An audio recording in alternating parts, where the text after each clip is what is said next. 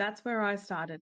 I wrote down, especially for a partner, I wrote down all these things, what I desire in friendships, a partner, making sure that I'm also meeting them too, because how can I expect that from other people if I'm also not going to meet it? It has to be a two-way street, not a one-way street. People come with their own human experience, as I'm going to keep saying. And even to this day, we're both still experiencing things in our realities that are testing us outside of our friendship. So then when we come to each other, why act like the external is not affecting? Why put on a facade when we're human and we're not okay? Yeah. You know, why?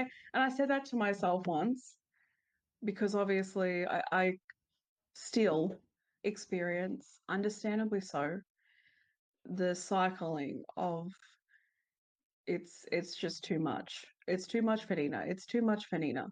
And I mean, in other ways too, I say to myself, you don't speak for Nina just Thank because you've you. experienced this. Thank you. I like that voice.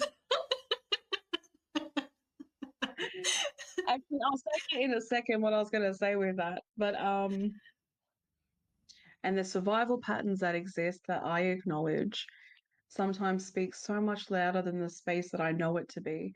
And I think that's the thing with many people. And I think that's why we also, for those that resonate, we find it hard to acknowledge the existence of this. And I think that's why some people may look at us. I'm not saying it happens, but they may look and think, what a lie.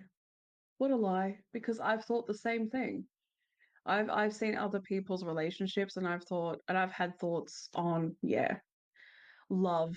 Oh, love, love. Before I met Nina, it was like, love, interesting. What even is that again? Because what would I know it to be? What even is human decency? What even is that? Human bare minimum? What is that? Your knowledge on it and your awareness of it. When you haven't had the picture of it, well, what's the image? You don't know what the image looks like until someone starts to put it together for you. But even you're resistant towards putting it together because that's terrifying.